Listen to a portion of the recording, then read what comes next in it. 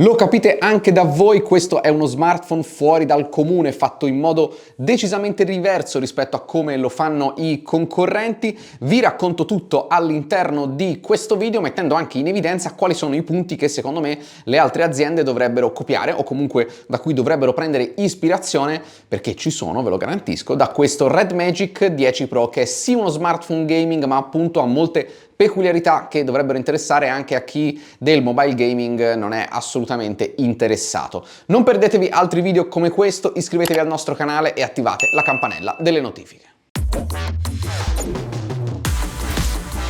Non ci può essere una bella recensione senza un bel unboxing, finalmente una scatola un po' più spessa e qui dovrebbe scattarvi un campanello, ovvero ecco la prima cosa che le altre aziende dovrebbero copiare da Red Magic, che continua a includere un spoiler caricabatterie all'interno della confezione. Cover tra l'altro particolare perché è sì rigida, ovviamente leggermente flessibile, ma fuori al tatto è morbida e ha questa zigrinatura a coste molto bella, molto particolare. Ovviamente, essendo semi-trasparente, andrà in parte a nascondere il design dello smartphone, che adesso vedremo fra un attimo. Poi abbiamo il cavetto USB-C USB-C e questo alimentatore da ben 100 watt, questo con la presa cinese, ma ovviamente se comprate la versione europea arriverà con l'alimentatore giusto. Ma adesso iniziamo partendo proprio da questo incredibile, particolarissimo design. Dal punto di vista estetico, questo Red Magic 10 Pro, guardatelo, è unico, è veramente unico. Ora, questa è la colorazione Midnight, che è quella più particolare, diciamo che è argentata, ha questo profilo ovviamente grigio argentato e sul retro un retro in vetro trasparente che lascia intravedere dei componenti sotto.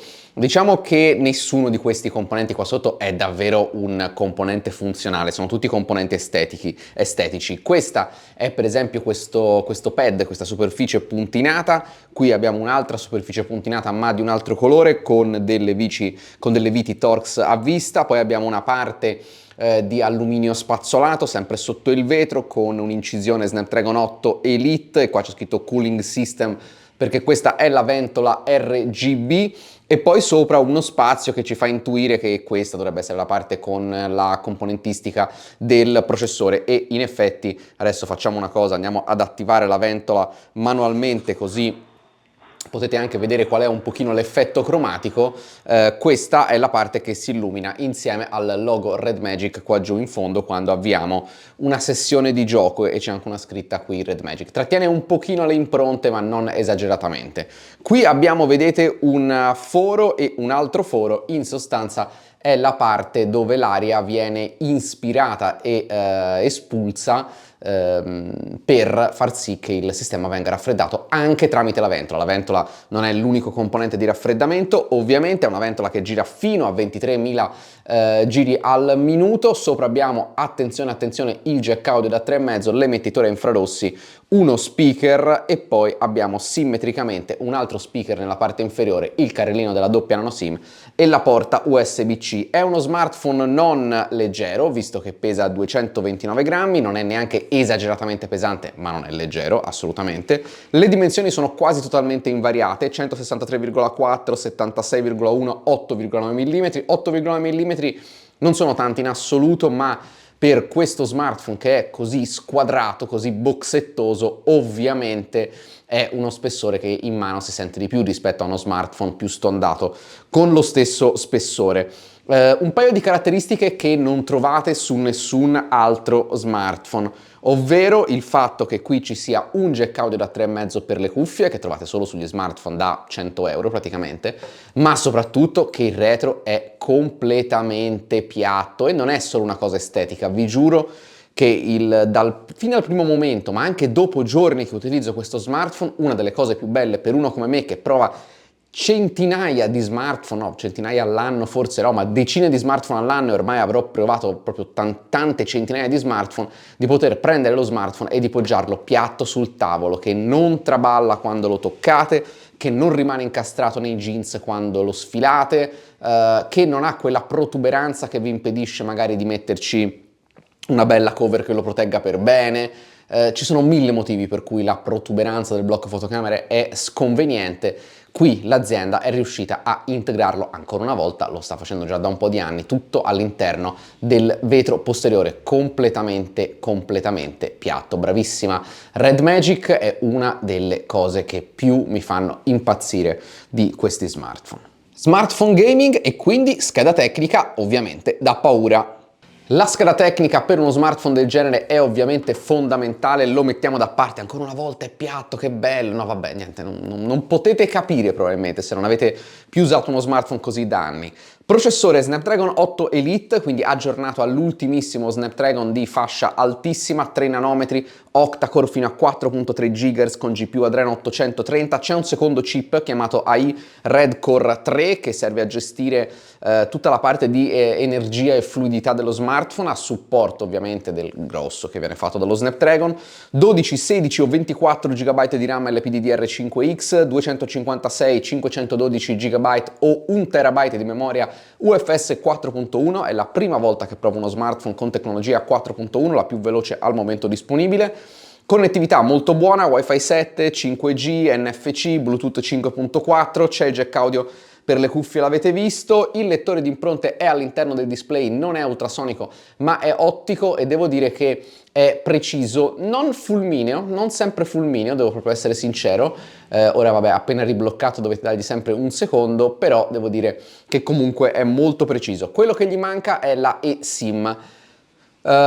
Male, perché uno smartphone top barra premium dovrebbe avere l'iSIM, diciamo che ci sono un paio di attenuanti, il prezzo e il fatto che sia uno smartphone gaming, mettiamola così. Ma se vi interessa sapere come utilizzare le SIM anche su uno smartphone non eSIM, seguiteci, iscrivetevi al canale perché presto arriverà una prova molto interessante. Ah, e per quanto riguarda le prestazioni sono veramente spettacolari, devo dire meglio, qui secondo me c'è lo zampino sì del sistema di raffreddamento che è fatto in liquid metal, cioè anche in liquid metal, alla ventola fino a 23.000 giri al minuto, ma secondo me qui, proprio sinceramente, ve lo dico sinceramente, il merito è soprattutto del nuovo processore. I Red Magic erano quegli smartphone che solitamente veramente spremevano i processori senza limiti, a volte anche portando lo smartphone a temperature importanti. Con questo non mi è affatto capitato, il che secondo me è un ottimo punto a favore di questo processore che secondo me quest'anno è uscito bene, vedremo un po' poi sul lungo periodo. Quindi prestazioni a lungo, lo smartphone rimane caldo, tiepido ma mai incandescente, e poi vabbè miglioramenti anche sulla batteria, ma soprattutto sul fatto che appunto lo smartphone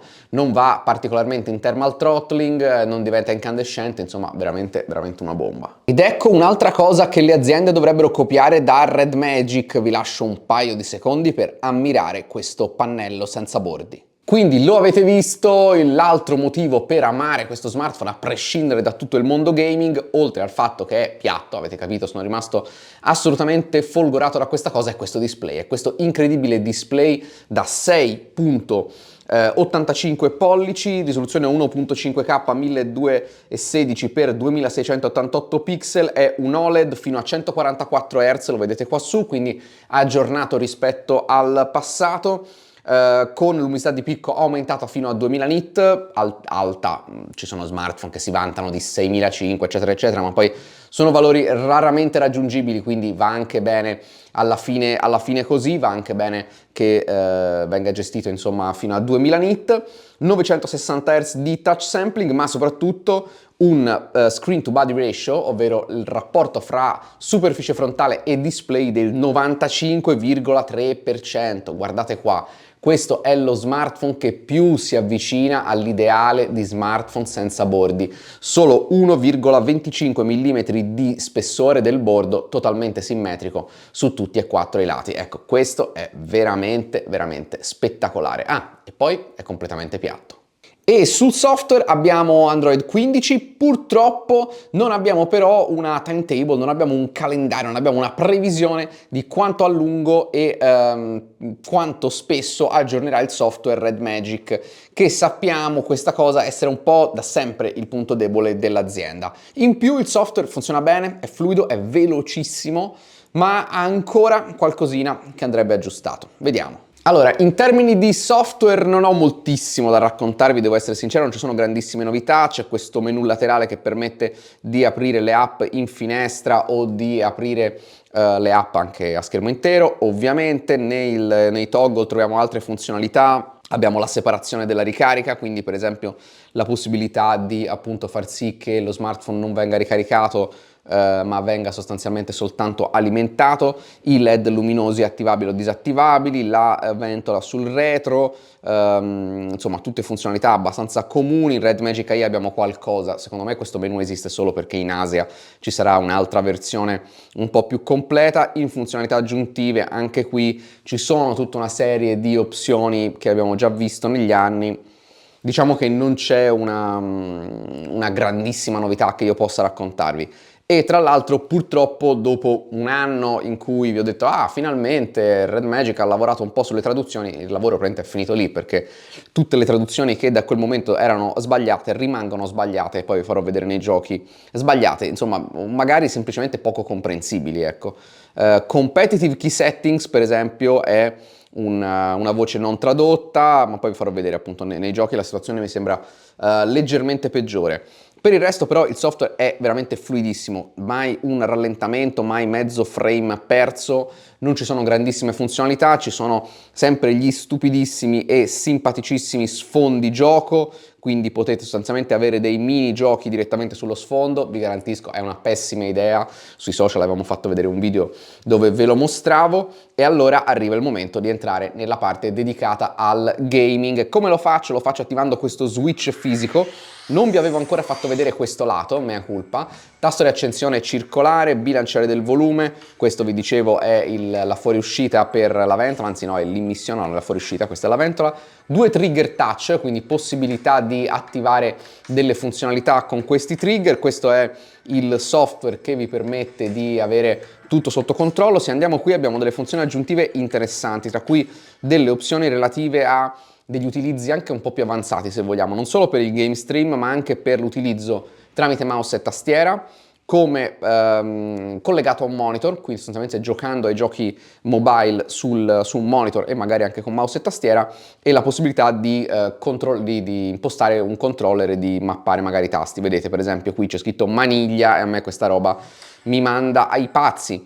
La libreria dei plugin è veramente forse la cosa più interessante di questo software gaming, anche qui traduzioni complicate, però quantomeno qui piuttosto che in game è possibile andare a capire cosa servono. Counter vi mostra diciamo un piccolo widget che potete aumentare manualmente se dovete contare qualcosa. Potete attivare delle gesture con il movimento dello smartphone, alcune di queste le ho dovute provare io personalmente perché mi erano incomprensibili per come erano descritte. Display libero vi permette di cambiare il formato del gioco, vedete qui c'è l'esempio, viene messo quadrato PUBG, questo è mi sa che aggiunge volanti ad alta sensibilità, aggiunge sostanzialmente una croce direzionale più sensibile rispetto a quella del gioco. Estrazione schermo permette di andare a appunto estrarre una parte di schermo, ma è interessante il trigger AI dove voi impostate una parte di schermo e lui va a fare qualcosa quando quella parte di schermo è in quel modo lì. Per esempio, se avete un'arma che si ricarica, voi impostate com'è l'icona quando l'arma è carica e impostate che lui subito prema quel tasto, giusto per fare un esempio, un esempio fra tanti. Miglioramento della qualità dell'immagine, poi abbiamo questo che è linea ausiliaria di sutura su schermo per aiutare a mostrare la distanza durante il gioco, ok, sì, cioè sì vabbè è una sorta di piccolo metro che vi aiuta a misurare la distanza, in certi giochi può essere comodo. Assist mira non è un auto aim ma è in sostanza un mirino aggiuntivo che potete personalizzare e rendere più visibile, insomma veramente tante funzionalità. Ma entriamo in un gioco così magari vi racconto qualcosa. Ovviamente il gioco che su tutti più va a stressare uno smartphone del genere è Genshin Impact. Ora vado per lo scopo della recensione ad aprire War Thunder solo perché è un po' più facile essere subito nell'azione. I controlli di gioco si attivano facendo un doppio swipe laterale, da qui potete per esempio andare ad aumentare la potenza dello smartphone mettendo tutti i settaggi possibili al massimo, quindi qui da ascesa a superlativo, ecco qua l'animazione. Potete modificare i trigger che io qui non ho attivato, magari appena siamo in gioco li attivo così ve li faccio vedere. Qui abbiamo dei controlli aggiuntivi, mentre di qua ritrovate tutti i plugin di cui vi parlavo prima. Questa visualizzazione forse è un pelino più chiara e potete sostanzialmente appunto andare ad attivarli uno per uno e premendo sui tre punti anche a riconfigurarli. Qua sotto c'è anche una modalità Diablo. Una volta che siete nella modalità superlativa vi dà ancora un altro boost aggiuntivo. Vedete, le frequenze del processore e della GPU sono sempre fisse al massimo e questa è una esagerazione, vi garantisco che non ha veramente senso. Quello che è interessante, vedete che siamo a 120 fps, io ho impostato tutto al massimo, anche il ray tracing al massimo. Veramente non potete veramente desiderare altro da uno smartphone Android, e rispetto ai concorrenti quello che io vi voglio far vedere è come appare questo display.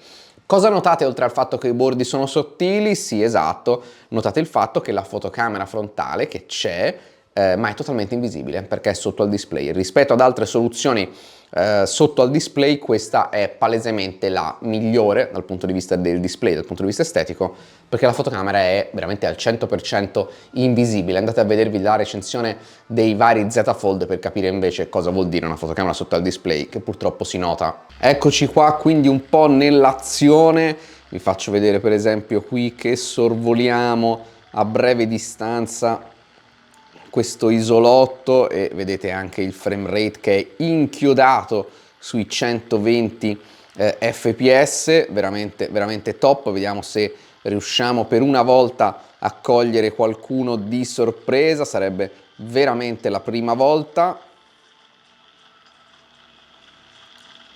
Niente, vedete il momento di silenzio, religioso silenzio per un incapace come me. Ripassiamo pure alla nave, quindi vediamo se riusciamo a fare qualche altra azione. Vedete, sì, sostanzialmente comunque che siamo fissi a 120 fps, non c'è veramente niente che lo possa rallentare in tal senso, e vi garantisco, qui usciamo spegnendo la modalità di gioco, che lo smartphone è veramente appena tiepido. Sorprendente rispetto al passato dove Red Magic dava tutto e si sentiva perché lo smartphone diventava un po' più caldo. Devo dire che da questo punto di vista è decisamente migliorato.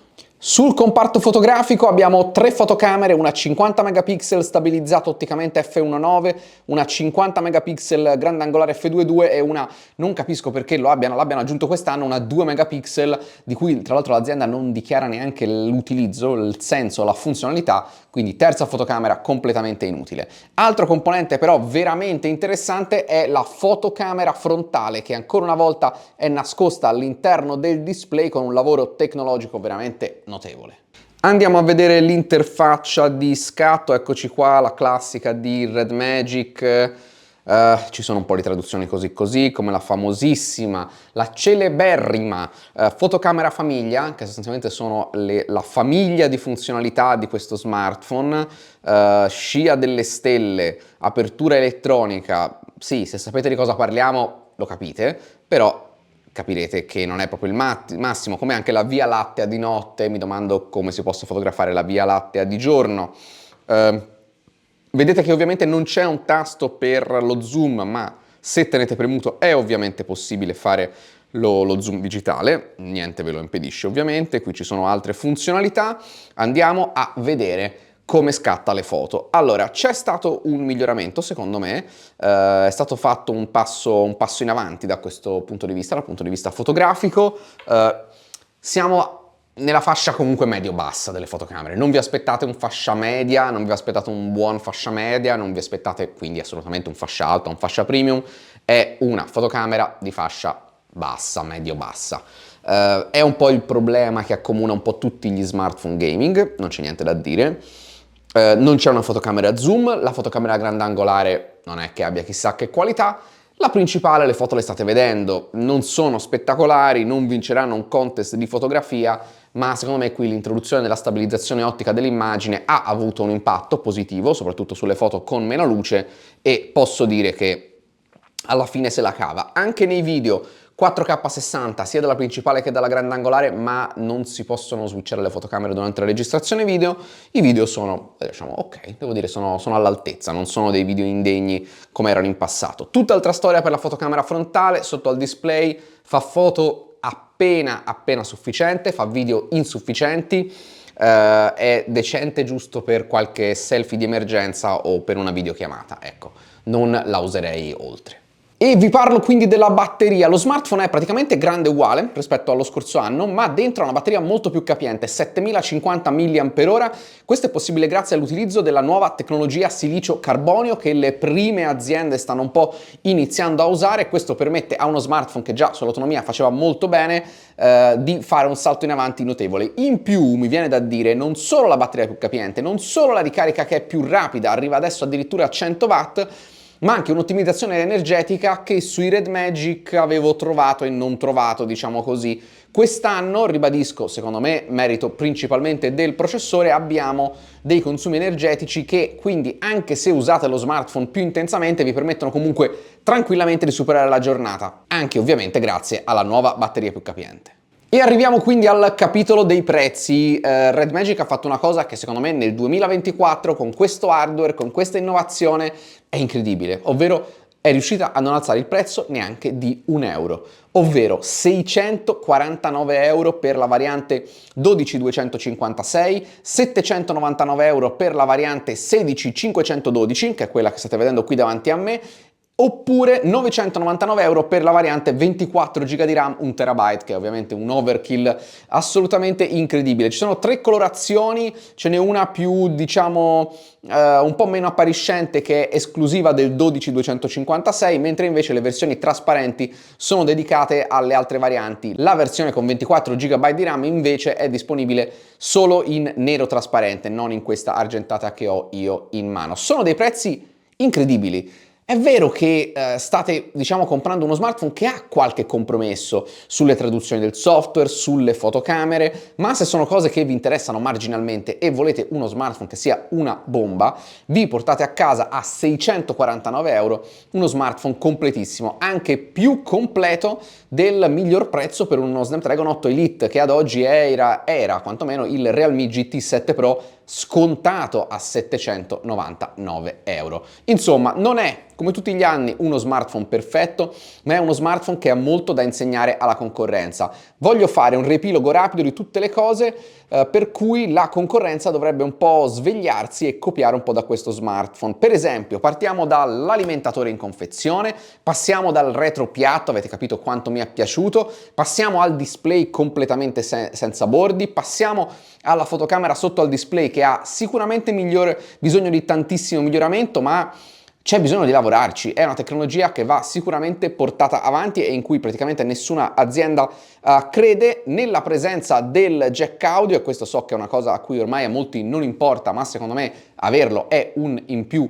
assolutamente gradito, e ovviamente il prezzo. Come vi dicevo, non voglio farlo passare per uno smartphone perfetto, non lo è, il software non sappiamo quanto verrà aggiornato, le traduzioni sono così e poi non abbiamo eSIM e ricarica wireless, due cose che comunque in questa fascia di prezzo e per il fatto che è uno smartphone gaming ancora riesco a tollerare. Io vi ringrazio per essere arrivati fino a qui, vi invito, se non l'avete mai fatto, a iscrivervi al canale, attivare la campanella delle notifiche. Disclaimer finale: questo sample ci è stato inviato da Red Magic, che non ha avuto modo di vedere questo video in anteprima, non ha fornito input editoriale, non ha dato nessun tipo di compenso economico. Io vi ringrazio e noi ci vediamo a un prossimo video.